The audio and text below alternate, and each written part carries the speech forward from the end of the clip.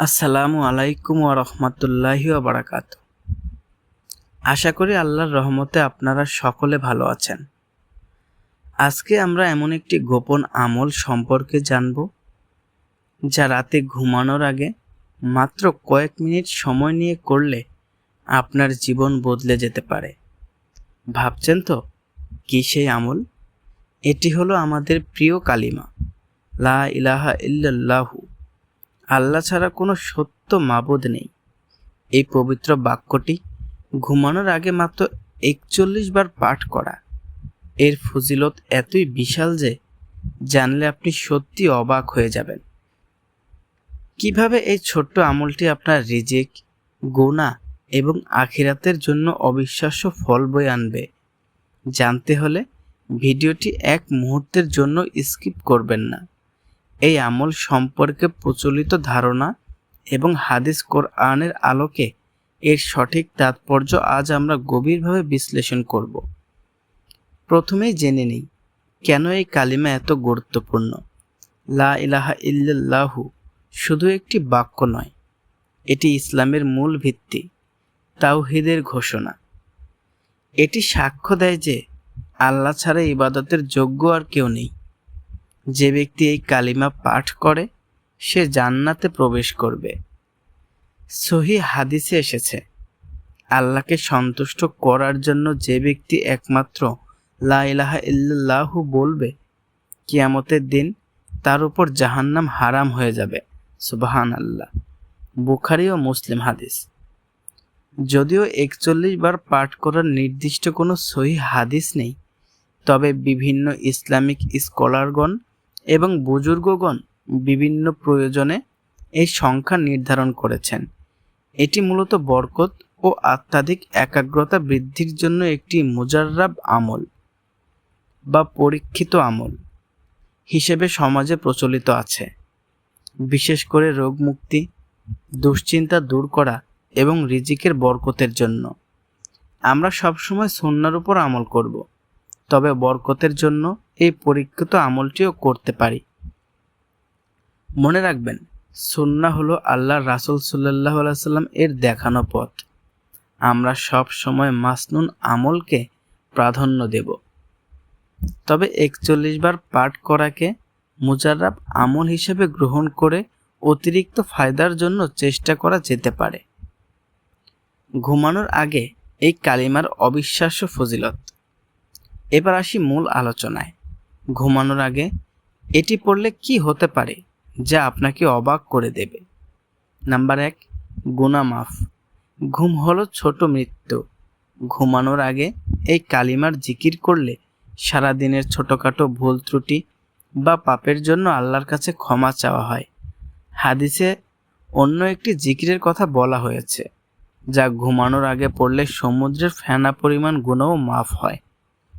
এই কালিমার জিকিরও সেই একই ধরনের ক্ষমা লাভের একটি শক্তিশালী মাধ্যম। নাম্বার ২, শয়তানের আক্রমণ থেকে সুরক্ষা। জিকির করে ঘুমালে আল্লাহ একজন ফেরেশতা নিযুক্ত করেন, যিনি সকাল পর্যন্ত আপনাকে শয়তানের কুমন্ত্রণা এবং অনিষ্ট থেকে রক্ষা করেন। ৪১ বার কালিমার এই আমল আপনার জন্য শক্তিশালী সুরক্ষা বর্ম হিসেবে কাজ করবে। নাম্বার ৩, রিজিক ও বরকত বৃদ্ধি। এই কালিমার জিকির হলো আল্লাহর প্রতি পূর্ণ বিশ্বাস স্থাপন। যে আল্লাহর উপর পূর্ণ ভরসা করে, আল্লাহ তাকে অপ্রত্যাশিতভাবে রিজিক দান করেন। নিয়মিত এই আমল আপনার জীবনে গায়েবী বরকত নিয়ে আসবে। নাম্বার ৪, ঈমানের সাথে মৃত্যু। সবচেয়ে গুরুত্বপূর্ণ হলো, যদি এই অবস্থায় আপনার মৃত্যু হয়, অর্থাৎ ঘুমানোর আগে আল্লাহকে স্মরণ করে, তবে এটি নিশ্চিত করে যে আপনার শেষ কথা ছিল আল্লাহর একত্বের ঘোষণা। ঈমানের সাথে মৃত্যু লাভের এটি একটি সহজ কিন্তু কার্যকর উপায়। এই আমল থেকে সর্বোচ্চ ফায়দা পেতে হলে আপনাকে এটি সঠিক নিয়মে ও পূর্ণ একাগ্রতার সাথে করতে হবে। অজু করে নিন। ঘুমানোর আগে অজু করে বিছানায় যাওয়া সুন্নাহ এবং এটি আমলের কার্যকারিতা বহুগুণ বাড়িয়ে দেয়। বিছানায় আরাম করে বসুন। কিবলামুখী হয়ে বসা উত্তম, তবে সম্ভব না হলে যেভাবে আরাম পান সেভাবে বসুন। পূর্ণ মনোযোগ। ৪১ বার লা ইলাহা ইল্লাল্লাহু বলার সময় অর্থের দিকে খেয়াল করুন। আল্লাহকে বলুন যে আপনি শুধুমাত্র তাকেই ইলাহা হিসাবে বিশ্বাস করেন। তাসবিহ ব্যবহার। গণনার জন্য হাতের আঙ্গুল বা একটি সাধারণ তাসবিহ ব্যবহার করতে পারেন। ঘুমানোর অন্যান্য মাসনুন আমল। এই ৪১ বার জিকিরের পাশাপাশি অন্যান্য মাসনুন আমল যেমন আয়াতুল কুরসি, সূরা ইখলাস, ফালাক ও নাস এবং ঘুমের দোয়া অবশ্যই পড়ুন। অনেক সময় এই ধরনের আমল নিয়ে কিছু ভুল ধারণা তৈরি হয়, আমাদের সতর্ক থাকতে হবে। ৪১ বার পড়া বাধ্যতামূলক নয়, আপনি কম বা বেশিও পড়তে পারেন। এটি আপনার আন্তরিকতা ও একাগ্রতার উপর নির্ভরশীল।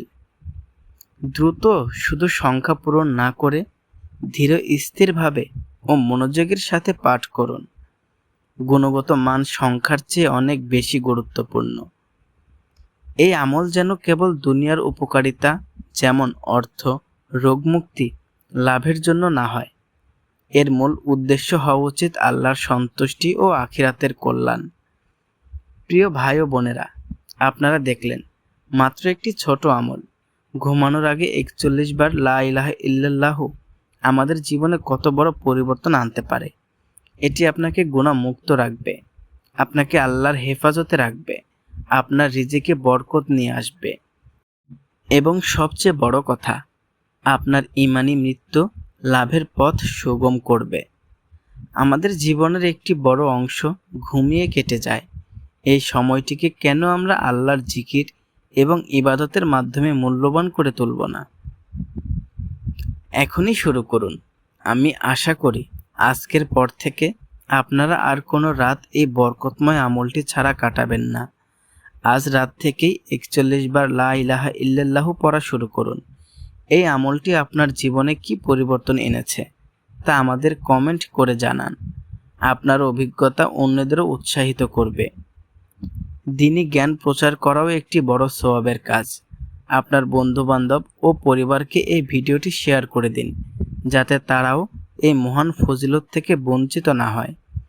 ইসলামিক জ্ঞান ও আমল সম্পর্কে আরও নতুন ও গুরুত্বপূর্ণ ভিডিও পেতে আমাদের চ্যানেলটি সাবস্ক্রাইব করুন এবং পাশে থাকা ঘন্টা বাটনটি ক্লিক করে দিন।